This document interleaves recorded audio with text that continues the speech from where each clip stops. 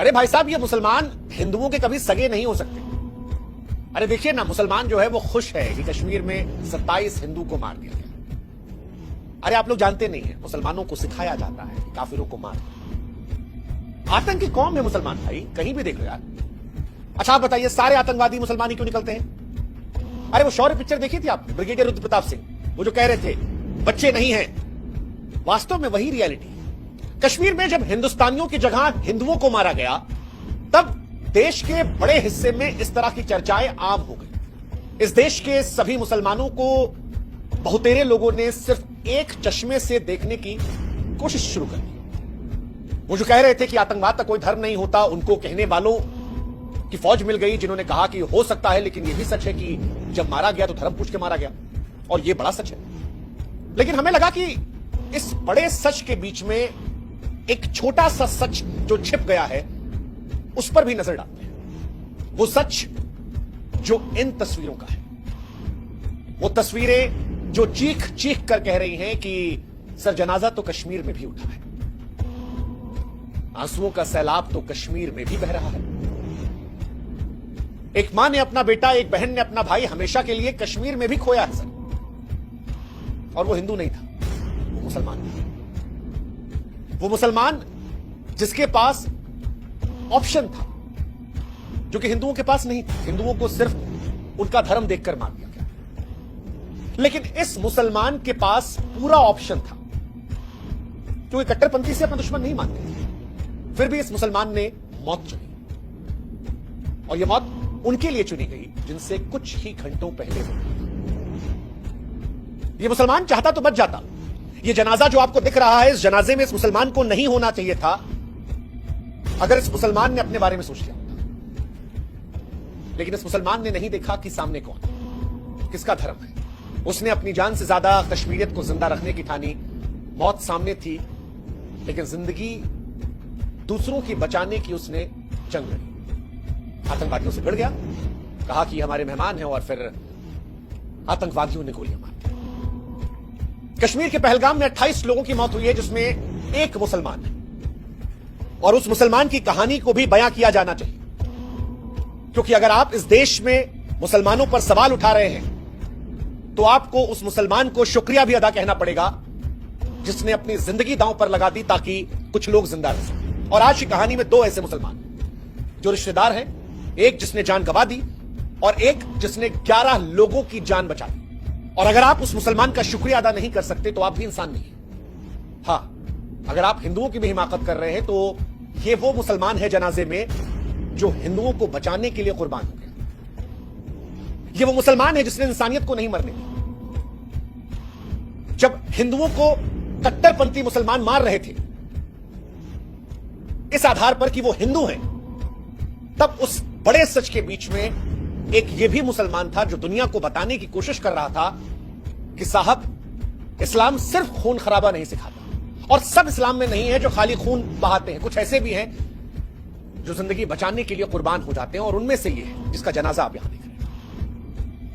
क्योंकि इसने अपनी जान एक हिंदू की जान बचाने के लिए गंवाई है, और ये इसका अपना इस्लाम है जो उस इस्लाम से अलग है जिसे वो कट्टरपंथी मुसलमान जो कश्मीर में आए थे और पैंट उतार कर कलमा पढ़वा कर चेक करके गोली मार रहे थे। कश्मीर में जो कुछ हुआ है उसने हिंदुस्तान की गंगा जमुनी तहजीब को हिला कर रख दिया है।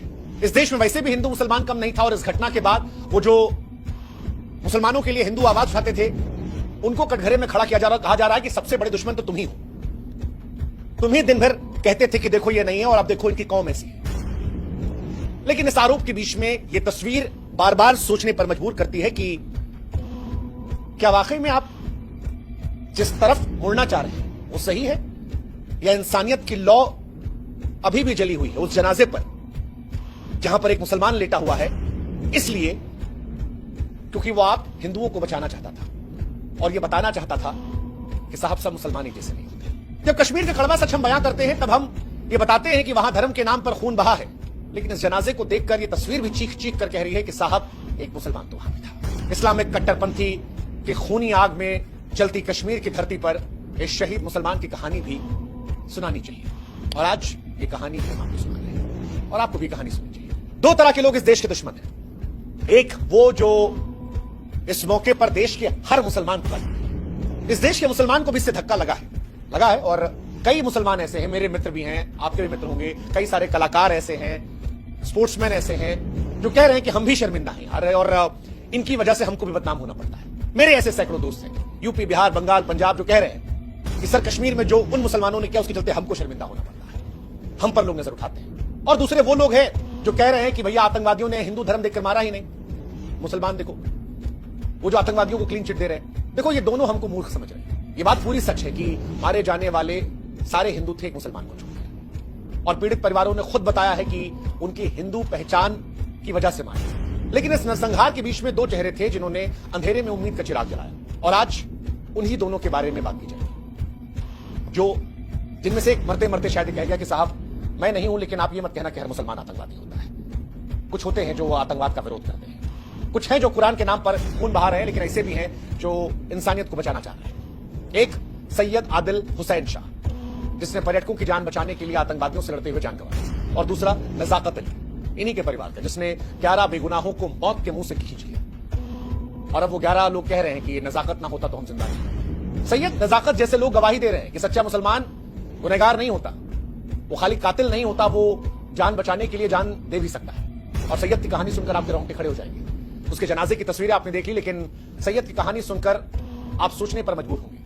अनंतनाग का एक साधारण घोड़ा वाला जो पर्यटकों को पहलगाम की वादियों में सैर करवा रहा था, घर का इकलौता कमाने वाला था, 3 बहनों की शादी का सपना, बूढ़े माँ बाप का सहारा था। सुबह 8:30 बजे अपनी बहन असीमा को फोन किया। असीमा कहती कि भैया मत जाओ, अजीब लग रहा है। सैयद कहता है कि घर कैसे चलेगा। उसे पता नहीं था कि आखिरी सुबह, और जब आतंकवादियों ने पर्यटकों को निशाना बनाया तो सैयद बीच में आया, लड़ने लगा, कहा हमारे मेहमान हैं, मत मारो। निहत्थे सैयद ने आतंकवादियों से बंदूक छीनने की कोशिश की, लेकिन आतंकवादी ने उसकी छाती में गोली उतार दी। सैयद मर गया, या कहें कि शहीद हो गया, लेकिन अपनी मौत के साथ आतंकवाद के बीच में इंसानियत की एक लौ जला गया। अब उसकी बहन की चीखें आ रही हैं तो वो परेशान करने वाली है। वो कह रही है कि उसने दूसरों को बचाया, खुद चला गया, कौन होगा हमारा सहारा। उसके बूढ़े माँ बाप की तस्वीरें परेशान करने वाली है। वो भी कह रही, हाय अल्लाह क्या हो गया मेरे भाई। पिता की आवाज टूटी हुई है, कहते हैं कि बेगुनाह है, घोड़ा चलाता था, मेहमानों के लिए जान दे गया। हालांकि वो आतंकवादी जो अपने इस्लाम के चलते हिंदुओं की जान लेने आए थे, उनकी नजर में सैयद मुसलमान नहीं था, वो एक इंसान था जो उनके कट्टरपंथी साजिशों के बीच में रुकावट इसलिए मार दिया। और अब सवाल है कि सैयद के परिवार वालों का सहारा कौन होगा। पत्नी विधवा हो गई, घर का चिराग बुझ चुका था।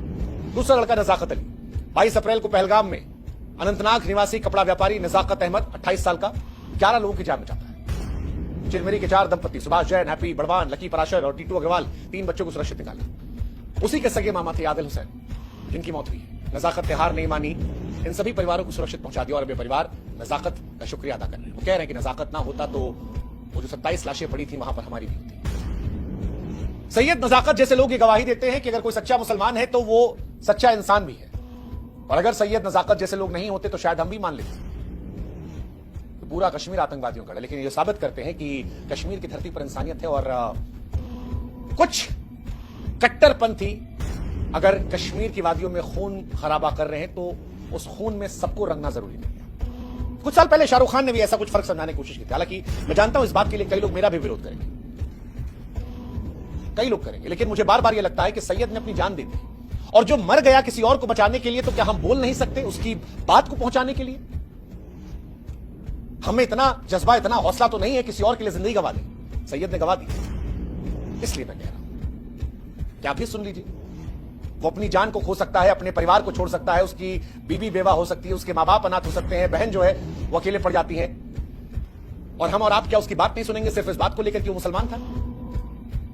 फिर आईने में हम भी शक्ल कैसे दिखाएंगे? सोचिएगा और इसीलिए बात सुनिएगा। 2 इस्लाम की शाहरुख खान ने भी कुछ साल पहले समझाया था। शाहरुख खान ने कहा था कि यार पहले जब लोग कहते थे कि आतंकवाद और इस्लाम एक है तो मैं उसका विरोध किया करता था, तर्क देता था, पर अब मैं कहता हूं कि आतंकवाद जो है वो इस्लामिक नेचर में है। मैं पहले उसको नकारता था, लेकिन अब मुझे एक बात समझ में आ गई कि इस दुनिया में कुछ लोग हैं, कुछ आतंकवादी हैं जो इस्लाम को फॉलो करते हैं और वो आतंकवादी है, लेकिन वो हमारा इस्लाम नहीं है, वो हमारा धर्म नहीं है। शाहरुख कहते हैं कि अल्लाह की आवाज है, कि जो कुरान है उसके अंदर लिखा है कि अगर आप एक इंसान के जख्म भरते हैं तो पूरी इंसानियत के जख्म भरते हैं, और एक इंसान को दर्द पहुंचाते हैं तो मानवता को दर्द पहुंचाते हैं। शाहरुख कहते हैं कि ये जो आतंकवादी होते हैं ये इस्लाम के नाम पर बच्चों को जन्नत का लालच देकर उनका ब्रेन वॉश करते हैं। और शाहरुख ने उसमें विनती भी की थी कि किसी भी धर्म में, चाहे हिंदू हो या कोई भी धर्म, धार्मिक किताबों में जो बातें लिखी गई उनको सही मायने समझाया जाए। तो किसी भी धर्म की किसी किताब में ऐसा लिखा नहीं है कि किसी को दुख पहुंचाएंगे तो आप खुदा अपने पास बनाएंगे।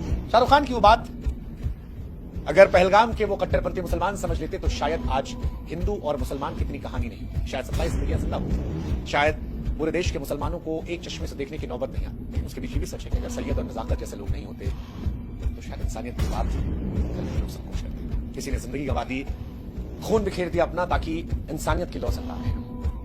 आज हमें इस बात का एहसास होना चाहिए कि सच्चा धर्म वही है जो नफरत और हिंसा नहीं फैलाता है। सच्चा धर्म वही है जो इंसानियत की रक्षा करता है। ये माना कि 2 आतंकवादियों ने 27 लोगों को मार दिया, ये माना कि उनके धर्म को देखकर मारा, और ऐसी सोच रखने वालों को जितनी गंदी सजा हो सके दे दीजिए। लेकिन जब पूरी कौम पर सवाल करिए तो एक बार सैयद को भी अपनी आंखों के सामने ले आइए, उसकी मां को भी ले आइए, उसकी बेवा को भी, उसकी बहन को भी, क्योंकि ये सिर्फ इसलिए मर गए, इसलिए शहीद हो गए हैं कि आप ये समझ सकें कि वो भी मुसलमान है जो जान लेने के बजाय जान बचाने की कोशिश करते करते कुर्बान हो जाते हैं। बस इतनी सी बात के लिए वो दुनिया से चले गए। वैसे भी समाज के तौर पर हम तभी सही दिशा में बढ़ सकते हैं जो हम आतंकवाद और हिंसा के खिलाफ खड़े होंगे, कि सुनिश्चित करेंगे कि नफरत और कट्टरता को बढ़ावा देने वाली कोई विचारधारा न पहुंचे। ये हमारे समाज का कर्तव्य है। हम धर्म, जाति, समुदाय के नाम पर कोई भेदभाव नहीं करते, इंसानियत को प्राथमिकता दें। भारत की आबादी 140 करोड़ है, 25 करोड़ के आसपास मुसलमान। आप इस देश से मुसलमानों को मिटा नहीं सकते और इस देश से मुसलमानों को खारिज नहीं कर सकते।